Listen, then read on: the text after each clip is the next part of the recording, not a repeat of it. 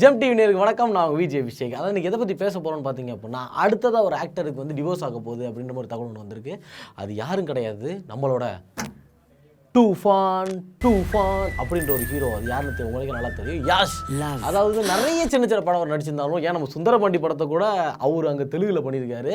அப்படி சின்ன சின்ன படமெல்லாம் பண்ணவர் வந்து கேஜிஎஃப் அப்படின்ற ஒரு படத்தினால வந்து ஒட்டுமொத்தமாக எல்லாருக்குமே தெரிய ஆரம்பிச்சாச்சு. ஆல் ஓவர் வேர்ல்டில் இருக்கிற எல்லாருக்குமே வந்து யாஷ் யார் அப்படின்ற விஷயம் நல்லாவே தெரியும். அந்த அளவுக்கு இப்போ பார்ட் 2 வந்தது. பார்ட் 2க்கு ஒரு பெரிய ஒரு ஃபேம் இருந்தது. அடுத்து இப்போ டாக்ஸிக்னு ஒரு படம் வரப்போகுது. இந்த படத்தை தான் இப்போ எல்லாரும் வெயிட் பண்ணிருக்கோம், தள்ளி போட்டுக்கிட்டே இருக்காங்க அப்படின்னே சொல்லலாம். ஆனால் இந்த டாக்ஸிக் படத்தினால தான் அவங்க வீட்டில் பிரச்சனை நடந்துகிட்டு இருக்கு அப்படின்ற விஷயம் இப்போ பரவாயில்ல எல்லாருமே சோஷியல் மீடியாவில் பேசிகிட்டு இருக்காங்க. அது என்ன அப்படின்றதான் இந்த வீடியோ நம்ம டீட்டெயிலாக சொல்ல போகிறோம். ஸோ இதை பற்றி நீங்கள் தெரிஞ்சுக்கணும்னு நினச்சிங்க அப்படின்னா இந்த வீடியோ ஃபுல்லாக பாருங்கள். நான் உங்கள் விஜய் அபிஷேக், இது நம்ம ஜெம் சினிமாஸ்.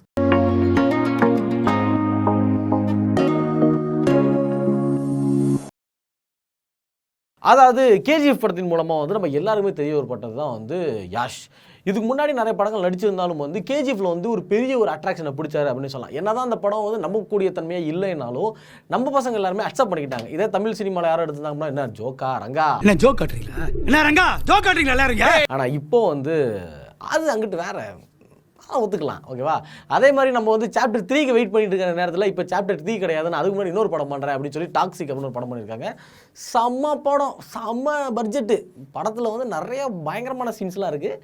அதாவது படத்துக்கு வந்து இந்த டைட்டிலுக்குன்னு ஒரு டீசர் மாதிரி ஒன்று விட்டாங்க. அதில் பார்த்தோம் அப்படின்னா காரில் வந்து ஒரு சரியான ஒரு ஃபைட் சீன் ஒன்று இருக்கும். காருக்கு வெளில ஒரு ஃபைட்ஸ் நடக்கும், காருக்குள்ளே ஒரு ஃபைட்டு நடக்கும். அந்த ஃபைட்டெல்லாம் பார்த்துருப்பீங்கன்னு நினைக்கிறேன். ஓகே, இந்த படத்துக்கு வந்து ஒரு பெரிய ஒரு எக்ஸ்பெக்டேஷன்ஸ் இருக்குது. இந்த படத்தோட ட்ரெய்லர் கூட ரிலீஸ் ஆச்சு. அந்த ட்ரெய்லரே வந்து நல்லா ஒரு பயங்கரமாக இருக்குது, சூப்பராக இருக்குது. சொல்ல போனோம் அப்படின்னா அந்த கதைக்கு அந்த ஒரு ஃப்ரேமுக்குமே செலவு பண்ணியிருக்காங்க அப்படின்னு சொல்லலாம். அப்படி ஒரு சூப்பரான படம் அப்படின்னு சொல்லலாம் இந்த படம். அதாவது பொதுவாகவே வந்து பார்த்தோம் அப்படின்னா இப்போ ஹீரோ வந்து இருக்காங்க அப்படின்னா கண்டிப்பாக கசமுசா சீனாக நடிக்க வேண்டியதாக இருக்கும். ஸோ அந்த கதைக்களுக்கு ஏற்ற மாதிரி இந்த சீன்ஸ் எல்லாமே அமையும் இல்லையா? ஒரு வேளை அந்த ஹீரோ கல்யாணம் ஆயிடுச்சு அப்படின்னா, இப்போ வந்து கல்யாணம் ஆயிடுச்சு, இப்போ நான் அபிஷேக் இருக்கேன், அபிஷேக் ஒரு ஹீரோவை படம் நடிக்கிறேன்னு வச்சுக்கோங்க, ஒரு பெரிய படம் நான் நடிக்கிறேன், எனக்கு கல்யாணம் ஆயிடுச்சு, இதையும் வச்சுக்கோங்க, கல்யாணம் ஆயிடுச்ச மாதிரி வச்சுக்கோங்க. அப்படி இருக்கிறப்போ அப்போது வந்து நான் ஒரு சீன் ஒன்று நடிக்கிறேன் அப்படின்னா, அப்போது வந்து ஒரு கிஸ் சீன் ஒன்று இருக்குன்னு வச்சுக்கோங்க, சும்மா ஒரு எடுத்துக்காட்டுக்கு அப்படி வச்சுருக்கோம் அப்படின்னா என் பொண்ணாடி வீட்டுக்கு போனால் விளக்க மாத்தல அடிப்பா இல்லையா? அந்த மாதிரி மேஜராக வந்து எல்லாரும் ஒரு சந்தேகம் ஒன்று இருக்கும். ஆமாம், இந்த மாதிரி ஹீரோஸ் எல்லாமே படம் நடிக்கிறாங்களே, என்னடா அது கதை அப்படின்னு சொல்லி நான் எல்லாருக்கும் ஒரு ஐடியா இருக்கும். எல்லார் வீட்லேயும் இந்த சங்கடம் இருக்க தான் செய்யும். பாதி பேருக்கு டிவோர்ஸ் கூட ஆயிருக்கு இதனாலேயே அப்படின்னு பார்த்துக்கோங்க. அப்படி பார்த்தோம் அப்படின்னா அந்த டாக்ஸிக் படத்தில் வந்து யாரா நடிச்சிருக்கா அப்படின்னு பார்த்தீங்க அப்படின்னா நயன்தாரா நடிச்சிருக்காங்க. அது மட்டும் இல்லாமல் அவங்க பேர் கியாரா அத்வானி, இவங்களும் நடிச்சிருக்காங்க. அது மட்டும் இல்லாமல் இந்த படத்தோட டேரக்டர் யாருன்னு பார்த்தீங்க அப்படின்னா அதாவது கித்து மோகன்தாஸ், இவர் தான் வந்து டாக்ஸிக் படத்தை டைரக்ஷன் பண்ணுறாரு. இந்த கியாரா அத்வானி கூட வந்து நம்மளோட யாஷ் நடிச்சிருக்கிற இந்த டாக்ஸிக் படத்தில் வந்து நிறைய இன்டிமெட்டி சீன் எல்லாமே இருக்குது அப்படின்றது நமக்கு ட்ரெய்லர்லேயே நல்லாவே தெரிஞ்சிருக்கும். ஸோ நீங்கள் ட்ரெய்லர் பார்த்தீங்கனாலே வந்து கொஞ்சம் அப்படி இப்படிலாம் இருக்கும். ட்ரெய்லர்லேயே இப்படி அப்படின்னு இருக்கு, அப்போ படத்தில் எப்படியோ இருக்கும் அப்படின்றது நமக்கு எல்லாருமே தெரியும். இந்த கொஸ்டினை வந்து ஒரு ப்ரெஸ் ரிப்போர்ட்டர் வந்து யாஷ் அவங்கள்ட்ட கேட்டிருக்காங்க. இந்த மாதிரி நீங்கள் நடிக்கிறீங்களே, உங்கள் வீட்டில் எதுவும் உங்களை சொல்லலையா, உங்கள் பொண்டாட்டி உங்களை அடிக்கலையா அப்படின்னு சொல்லி கேட்டிருக்காங்க. அதுக்கு அவர் என்ன சொல்லியிருக்காரு அப்படின்னா, இது வந்து ஹீரோவாக இருக்கும் அப்படின்னா கண்டிப்பாக அந்த மாதிரி படமெல்லாம் நம்ம நடிச்சு தான் ஆகணும். ஒரு கதைக்கு இந்த சீன் இம்பார்ட்டண்ட்டாக இருக்குது அப்படின்னா கண்டிப்பாக அந்த சீன் தேவைதான் படுது. பட் ஆனால் என் ஒய்ஃபுக்கு வந்து இது சங்கடமாக தான் இருக்கும், கண்டிப்பாக இல்லாமலாம் இருக்காது. ஒரு ஹஸ்பண்டை வந்து ஒரு இன்னொரு பொண்ணு கூட பார்க்குறப்போ ஒரு கஷ்டமாக தான் இருக்கும். ஆனால் என்னோட ஒய்ஃப் அதாவது ராதிகா பண்டிட், இவங்க வந்து பார்த்தோம்னா இவங்க ஒரு ஆக்ட்ரஸ் தான், இவங்க படம் நடிச்சிருக்காங்க.